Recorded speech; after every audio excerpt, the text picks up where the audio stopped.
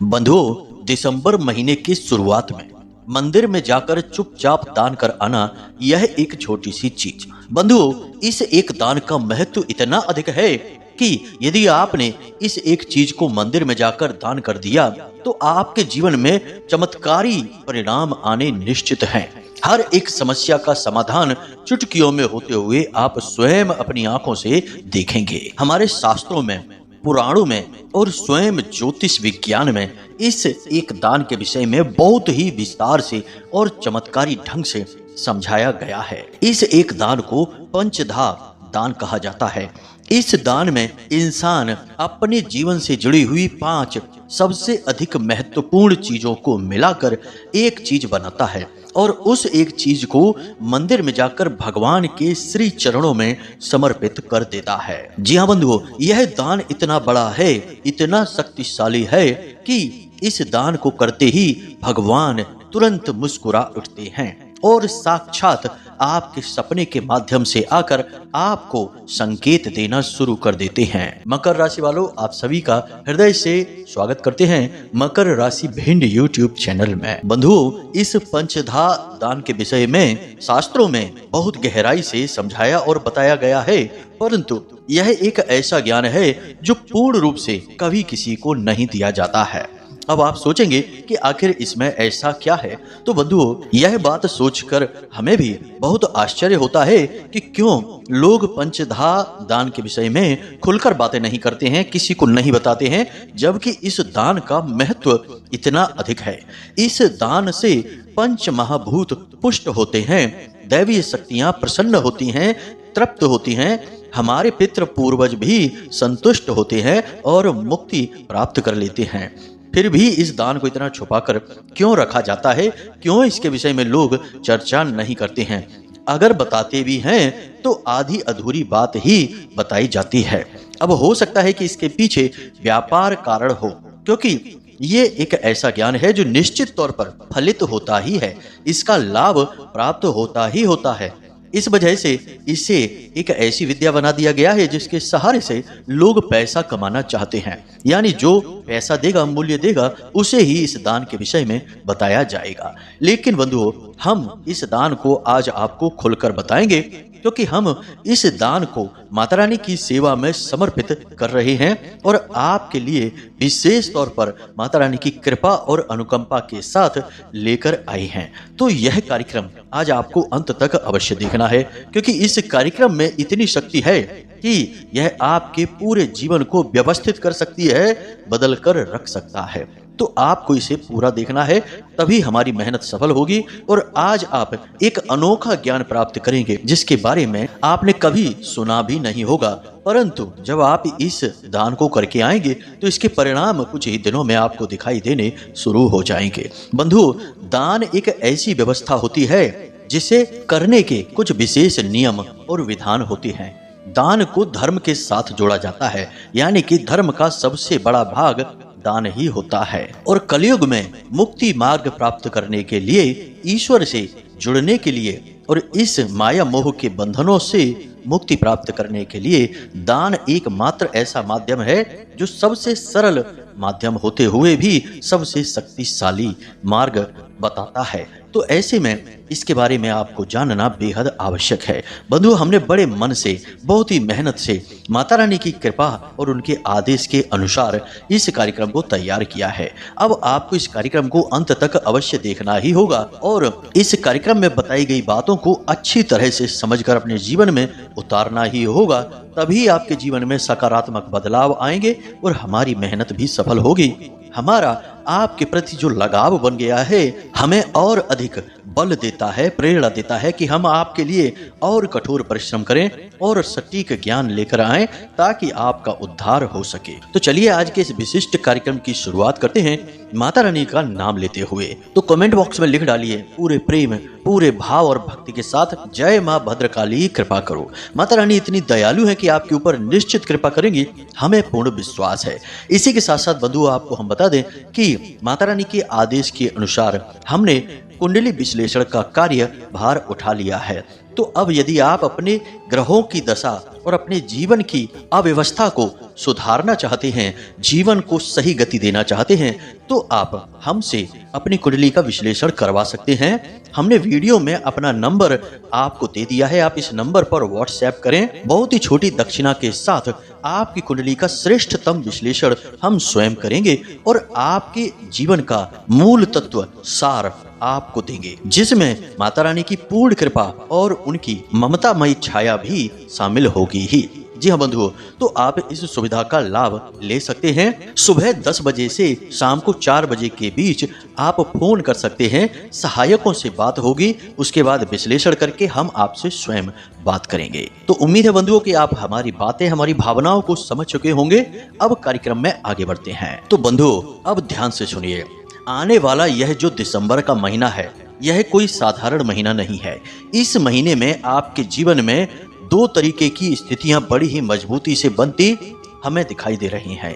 एक, या तो आप पूरी तरह से बर्बाद हो जाएंगे, मिट्टी में मिल जाएंगे, फिर बहुत मुश्किल होगा आपको दोबारा से अपने जीवन की गाड़ी को पटरी पर लेकर आना। दूसरा, कि आपका जीवन बहुत उच्चतम स्तर तक जाएगा, आप इतनी कामयाबी हासिल करेंगे जितनी आपने अब तक कभी हासिल नहीं कर पाई है। अब ऐसा हम क्यों कह रहे हैं? हो सकता है कि यह सुनने के बाद आपको थोड़ा सा आश्चर्य लगा हो, एक झटका भी लगा हो कि यह गुरुजी क्या कह रहे हैं। तो अब ध्यान से सुनिए।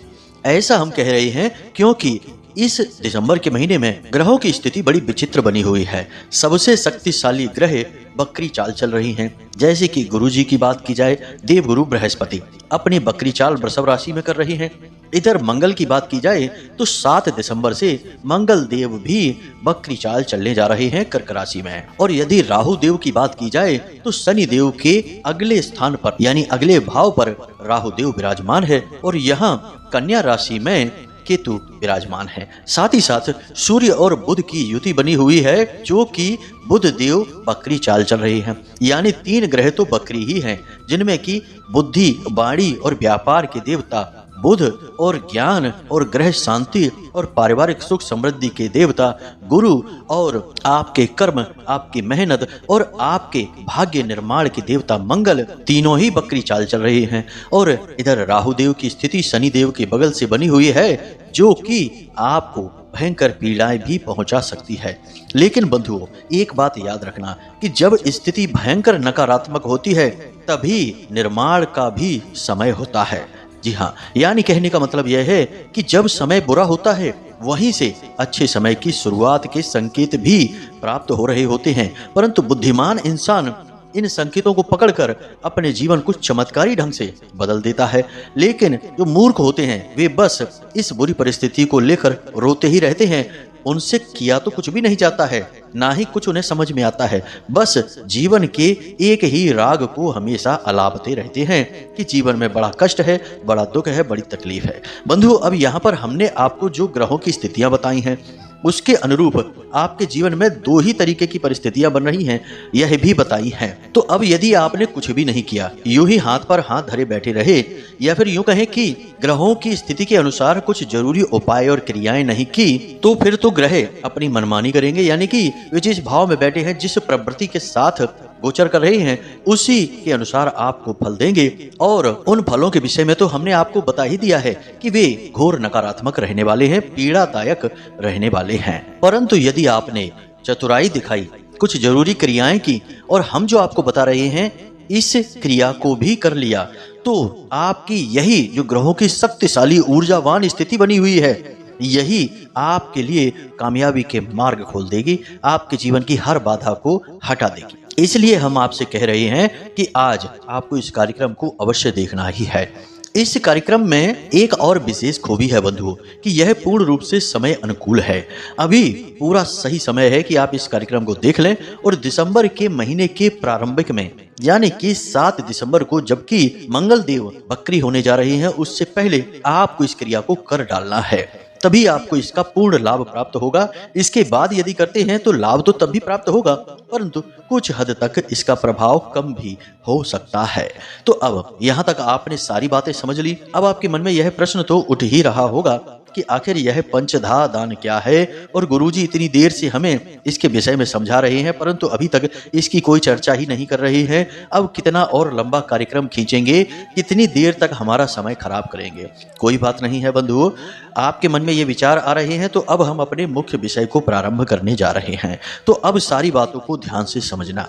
जैसा कि पंचधा दान है, पंचधा का मतलब होता है पंच भूतों को तृप्त करने वाला दान, यानी कि इस दान में 5 चीजें शामिल होंगी। जैसा कि इसका नाम ही है पंचधा, यानी पंच मतलब 5, धा मतलब धारणम। 5 चीजें जो आपने धारण कर रखी हैं, वे 5 चीजें आप अपने देवताओं को समर्पित करने वाले हैं। जी हाँ बंधु, तो अब ध्यान से सुनिए 5 चीजें कौन कौन सी हैं।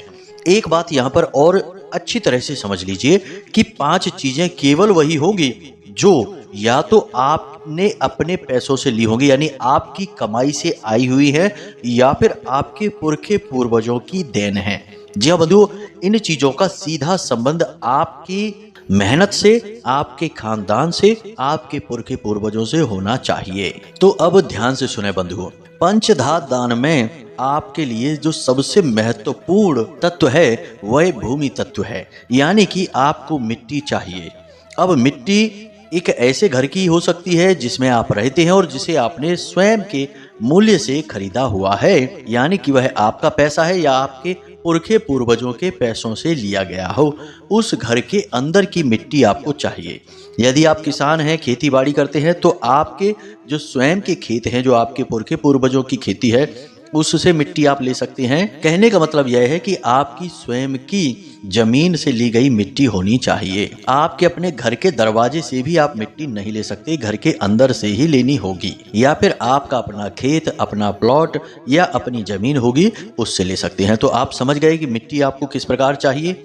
अब जल के लिए आप स्वयं के कराए गए बोर से जल ले सकते हैं, या फिर अपने पुरखे पूर्वजों के द्वारा किया गया कोई कुआं होगा, कोई भी ऐसा स्रोत जल का जो आपसे संबंधित हो, आपके पुरखे पूर्वज, आपके खानदान से संबंधित हो, ऐसे जल स्रोत का जल आपको चाहिए। 2 चीजें हो गई। अब तीसरी चीज धन। जी हाँ बंधुओं, धन तो आपका स्वयं का ही कमाया गया होना चाहिए। अब यदि महिलाएं इस कार्य को करेंगी तो उनके पति के द्वारा कमाया गया धन भी उनका ही धन होता है, क्योंकि वे अपने पति की अर्धांगिनी है, तो उनकी कमाई के भी हिस्से में उनका हिस्सा रहता है। तो 3 चीजें हो गई, आपका धन, आपकी जमीन, आपका जल। अब बात करते हैं अन्न तत्व की। यह भी बेहद ही महत्वपूर्ण है। अब अन्न में गेहूं सर्वोत्तम रहेगा। तो आपके खेतों का गेहूं होना चाहिए, आपकी खेती बाड़ी का गेहूं, या फिर आपने मूल्य चुकाकर खरीदा हो वह गेहूं भी चलेगा। इसी के साथ साथ अब आपको बताते हैं 5वीं वस्तु जो इस दान को पूर्ण कर देगी। तो वह 5वीं वस्तु होगी आपके पैसों से खरीदा गया कोई तांबे का या पीतल का लोटा। जी हाँ बंधुओं, पात्र होता है एक लोटा, हम उसकी बात कर रहे हैं। यह आकाश तत्व का प्रतीक होगा, साथ ही साथ जल तत्व का धारक पात्र माना जाता है। तो इन 5 चीजों से आपका यह दान पूर्ण होगा। अब आपको इसे करना कैसे है और किस दिन करना है, तो दिन आपको हमने बता दिया कि 1 दिसंबर से लेके 7 दिसंबर के बीच आप इस दान को किसी भी दिन कर सकते हैं, और इसे आप हनुमान जी के मंदिर में या फिर भोले बाबा के मंदिर में जाकर कर सकते हैं। अब यह दान प्रक्रिया आप कैसे करेंगे, जरा इसे ध्यान से समझ लीजिए। तो इस दान को करने के लिए आपको मंदिर के प्रशासन के किसी व्यक्ति से या सहायक से चर्चा करनी होगी। तो आपको करना यह है कि उस सहायक को बता देना है कि आप इन चीजों का दान करना चाहते हैं। दान आप सूर्यास्त होने के बाद करेंगे, यानी कि रात्रि के समय कर सकते हैं, 8, 9, 10 कितने ही बजे पर आप कर सकते हैं। अब आप जो मिट्टी लेकर जाएंगे उस मिट्टी को आप यज्ञ का जो हवन कुंड होता है उसमें आप अंदर की तरफ लगा देंगे, यानी कि उस मिट्टी को आप हवन वेदी में लगा देंगे। बाहर भी लगा सकते हैं, परंतु अंदर लगाएंगे तो अति उत्तम रहेगा। अब जो अन्न का दान आप करेंगे उस दान को आपको मंदिर के सहायकों से कहना है कि मंदिर के भंडार में इसका प्रयोग करें, जिससे कि धार्मिक अनुष्ठानों में कोई भंडारा वगैरह होगा उसमें इस अन्न का प्रयोग किया जाएगा। धन को आप मंदिर के दान पात्र में डाल देंगे और जो जल आप लेकर गए हैं, इस जल को आप मंदिर के मुख्य दरवाजे के बाहर सिंचित कर देंगे। जी हाँ, जैसे कि मंदिर के बाहर कोई कच्ची जमीन वगैरह है, वहां पर आप इस जल को सिंचित करेंगे मुख्य दरवाजे के सामने, बहुत अधिक दूर नहीं। अगर मुख्य दरवाजे के सामने कच्ची जगह नहीं है तो मंदिर में अंदर कहीं कोई ऐसा स्थान होगा, वहां पर आप इस जल को सिंचित कर सकते हैं। किसी देवी देवता पर आपको यह जल नहीं चढ़ाना है। अब जो आप पात्र लेकर गए हैं, उस पात्र को आपको मंदिर प्रशासन को दे देना है और उनसे यह निवेदन करना है कि इस पात्र का प्रयोग देवी देवताओं की सेवा में ही किया जाए, यानी कि इसे कोई स्वयं अपने लिए प्रयोग न करने लगे। यदि भोले बाबा का मंदिर है तो वहीं शिवलिंग के पास इस पात्र को रखवा दिया जाए, ताकि लोग आने वाले जो बिना पात्र के आते हैं वे आपके लोटे से जल भरकर भोले बाबा को समर्पित करेंगे।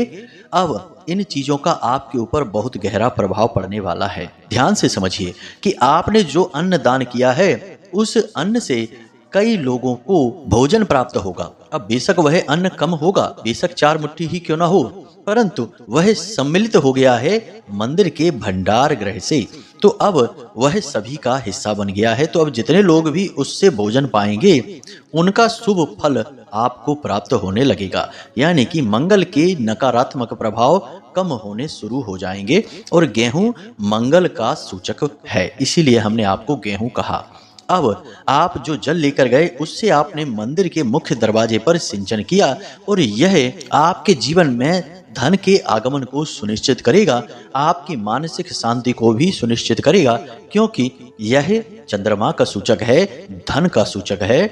और आपने इसे मंदिर के मुख्य दरवाजे पर सिंचित करके इसका सबसे पवित्र प्रयोग किया है। अब जो मिट्टी आप लेकर गए हैं, उस मिट्टी को आपने हवन वेदी में लगाया है।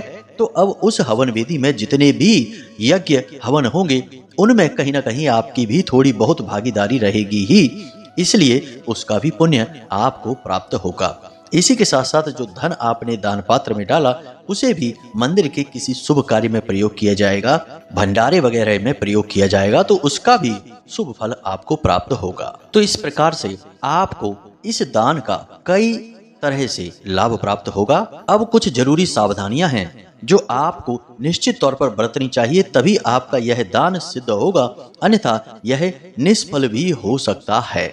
जी हाँ बंधुओं, तो जरा ध्यान से सुनिए, सावधानियां बेहद आवश्यक हैं। तो सबसे पहली सावधानी तो यही है कि इस दान का आपको कोई प्रदर्शन नहीं करना है, किसी से कोई बखान नहीं करना है, इसे जितना हो सके उतना गुप्त रखना है। वैसे भी दान के विषय में इसका गुप्त रहना ही उचित रहता है। जिसने भी दान का दिखावा कर दिया, उसके दान का फल उसी वक्त शून्य हो जाता है, क्योंकि वह दान रहा ही नहीं, वह तो उसके लिए प्रचार सामग्री बन चुका है, माध्यम बन चुका है उसके मान और प्रतिष्ठा को बढ़ाने के लिए। तो आपको इसके बारे में किसी से भी भूल कर भी चर्चा नहीं करनी है, बस अपने जीवन साथी से इसके विषय में चर्चा कर सकते हैं, क्योंकि वह आपके ही जीवन का हिस्सा है। जी हाँ बंधुओं, अब बात करते हैं दूसरी सावधानी की। तो दूसरी और सबसे बड़ी सावधानी यह रहेगी कि आपको इन सामग्रियों की शुद्धता का विशेष ख्याल रखना है। इन सामग्रियों को चुनते समय आप किसी भी अशुद्ध वस्तु और स्थान का प्रयोग ना करें, खुद भी शुद्ध रहें। स्नान आदि करने के बाद शुद्ध शरीर के साथ और शुद्ध चित्त के साथ इन चीजों का संग्रहण करें, तभी ये फलदायी होंगे। अब बात करते हैं तीसरी सावधानी की। तो तीसरी सावधानी आपको यह रखनी है कि अपने चित्त को और अपने कार्यों को शुद्ध रखने की कोशिश करना है, जब तक आप इस उपाय को कर रहे हैं और इस उपाय को करने के बाद भी। जी हाँ बंधु, जैसे कि किसी से बिना मतलब में झूठ नहीं बोलना है, किसी के दिल को नहीं दुखाना है, मन में किसी भी प्रकार के नकारात्मक विचार यदि आते हैं तो उन्हें पकड़ना नहीं है, उन्हें छोड़ देना है। जी हाँ बंधु, कुल मिलाकर अपने आप को शुद्ध रखना है, अपने चित्त को, अपने तन मन को शांत और शुद्ध रखना है, तभी यह उपाय, यह क्रिया सिद्ध हो सकती है। इसी के साथ साथ बंधु, एक सबसे बड़ी सावधानी वह यह रहेगी कि प्रतिदिन, यानी कि 1 दिसंबर से लेके 7 दिसंबर तक, और हो सके तो संपूर्ण दिसंबर के महीने में आपको सुबह जागने के बाद अपने नित्य कर्म से मुक्त होकर स्नान आदि करने के बाद अपने पूजा घर में जाना है और हनुमान चालीसा का पाठ करना है। साथ ही साथ आपको हनुमान जी के बाएं पैर पर थोड़ा सा सिंदूर लगा देना है, जिसे बंधन कहते हैं। और इस बंधन को पूजा करने के बाद यानी कि हनुमान चालीसा और बजरंग बाण का पाठ करने के बाद इसे अपने माथे पर लगा लेना है। यानी हनुमान जी के चरणों का सिंदूर आपको अपने माथे पर लगाना है और गोल टीका लगाना है, लंबा तिलक नहीं। इसके बाद आप अपने कार्य पर, अपने काम धंधे व्यापार पर जाएं। यानी प्रतिदिन हनुमान चालीसा और बजरंग बाण का पाठ आपको करना ही होगा। अब यदि महिलाएं हैं तो बजरंग बाण का पाठ ना करें, वे हनुमान अष्टक का पाठ कर सकती हैं। बाकी पुरुषों के लिए यह नियम शाश्वत रहेगा पूरे 1 महीने के लिए। फिर भी यदि आपके पास समय नहीं है तो आप कम से कम 7 दिसंबर तक तो इस नियम को बनाकर रखें ही लगातार। अब यहाँ पर यह भी है कि हो सकता है कि किसी विशेष कार्य की वजह से आपका यह नियम कभी कभार टूट भी जाए, तो कोई डरने की बात नहीं है। यह आपने संकल्प नहीं लिया है, आप तो बस नियम का पालन कर रहे हैं। तो नियम टूट भी जाए तो कोई बुराई नहीं है। आपको अपने मन में किसी प्रकार का संशय नहीं रखना है, निर्बाध रूप से इस कार्य को करते रहना है। इसी के साथ साथ 7 दिसंबर को आपको हनुमान जी के मंदिर जाना है और अगर वहां पर बंदर हैं तो उन्हें गुड़ और चना खाने के लिए देना है। और यदि वहां पर बंदर नहीं है तो कोई बात नहीं है, आपको हनुमान जी को गुड़ और चने का भोग लगाना है और फिर उसी प्रसाद को खुद भी पाना है और जरूरतमंदों में बांट देना है। उसे अपने घर लेकर नहीं आना है। जी हाँ बंधु, बस इन नियमों का पालन करिए और इस उपाय को पूरे आस्था और विश्वास के साथ करिए। आप देखेंगे कि यह दिसंबर का महीना आपके जीवन में क्रांतिकारी बदलाव लेकर आ रहा है। आपके हित में ही कार्य होंगे। आप जो चाहेंगे वह कार्य सिद्ध होने लगेगा और आपकी मनोकामनाएं भी एक एक करके पूरी होती आपको स्वयं को दिखाई देंगी। जी हाँ बंधु, और यह कार्य महीनों या वर्षों में नहीं, कुछ ही दिनों में होता चला जाएगा। तो उम्मीद है कि जो बातें हमने आपको बताई हैं वे आपको अच्छी लगी हैं। आप इन बातों का प्रयोग करेंगे और अपने जीवन को धन्य बनाएंगे। इसी के साथ साथ यदि कोई प्रश्न आपके मन में उठे तो आप कमेंट करके पूछें या फिर हमने व्हाट्सएप नंबर दे ही रखा है, इस पर आप मैसेज करके पूछ सकते हैं। समय मिलने पर हम आपके प्रश्नों के जवाब अवश्य देंगे। यदि आप इस नंबर पर मैसेज करते हैं या फिर कॉल करते हैं तो आपकी बात सहायकों से होगी। हमारे पास थोड़ी व्यस्तता अधिक रहती है माता रानी की सेवा करने की वजह से, तो जब समय मिलेगा तो हम भी आपसे बात अवश्य करेंगे। तो चलिए बंधु, आज के इस कार्यक्रम को यहीं समाप्त करते हैं। हमेशा हंसते रहिए, मुस्कुराते रहिए, सकारात्मक रहिए और दिन में एक बार मंदिर अवश्य हो आइए, क्योंकि आपका उद्धार तो वहीं से होना है। तो प्रेम से बोलिए जय माई की, जय मां भद्रकाली। माता रानी आपका कल्याण करेंगी। धन्यवाद।